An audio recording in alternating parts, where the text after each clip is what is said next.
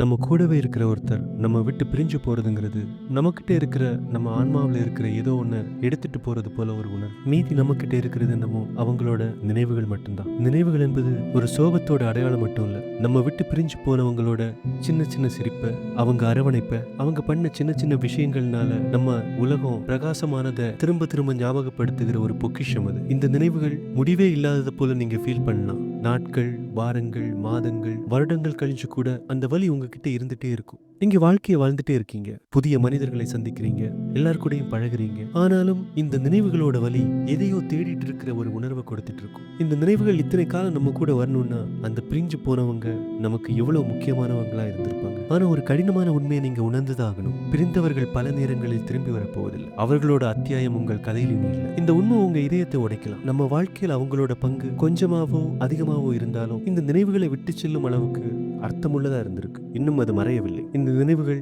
ஒருவேளை உங்க கடினமான நாட்களை இன்னும் இலகுவாக்கலாம். உங்க விருப்பங்களை வழிநடத்தும் ஒரு வழிகாட்டியா இருக்கலாம். உங்க மனசு ரொம்ப பாரமா இருக்கும்போது உங்களை சிரிக்க வைக்கிற ஒரு ஞாபகமா இருக்கலாம். இந்த நினைவுகளை கண்டு நீங்க பயப்பட வேணாம். அதுக்கு பதிலா அது உங்களோட அன்பின் பிரதிபலிப்பா, வாழ்க்கையின் பிரதிபலிப்பா நீங்க மாத்திக்கோங்க. ஏன்னா பிரிஞ்சு போன ஒருத்தர் நம்ம கூட இல்லாம இருந்தாலும் அவங்க நம்ம வாழ்க்கையோட ஒரு பகுதியாகவே இருக்காங்க. நாம யார், எப்படி இருக்கோம் அப்படிங்கறத அவங்க தான் வடிவமைக்கிறாங்க. குட் நைட் பை யாரோ.